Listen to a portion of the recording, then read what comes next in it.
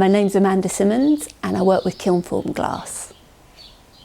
I've been working for the last year and a half on work that I researched on residency up at Northlands Creative Glass.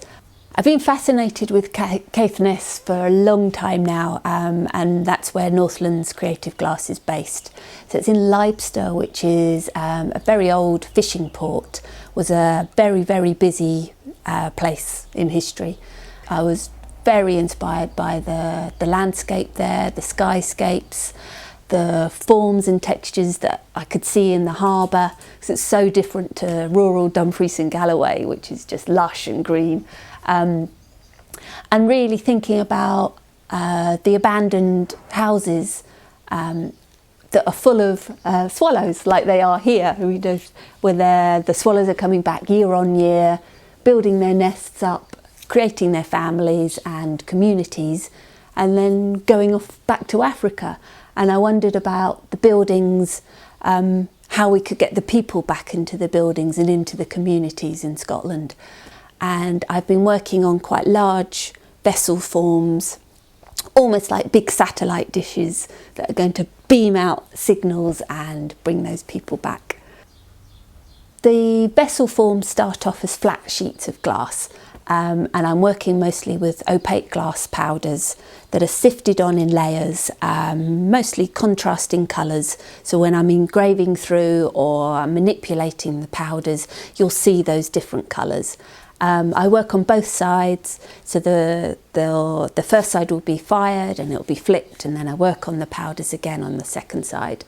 Once these are called blanks, once they're finished, they'll go back into the kiln over a mould that I've hand cut, and gravity will take over at about 700 degrees. So it's dropping through the hole, creating the vessel.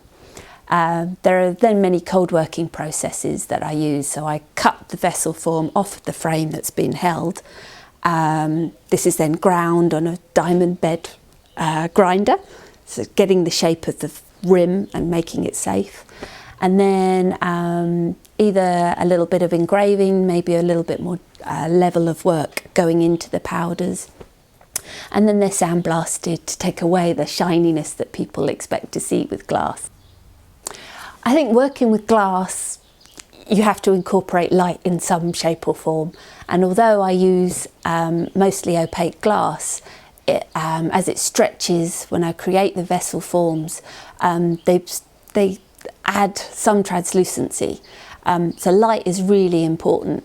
How I like to try and get the light coming through the vessel through the designs on the outside that start to play with the designs that are on the inside. So it's thinking very much in 3D before I make the work, and imagining how a piece will react to the light that it's placed into. We've been in this place for 7 years, and it was the time that we left London and I became a full-time maker. So in London I was part-time and a part-time or locum clinical perfusionist. It took me a while to find glass.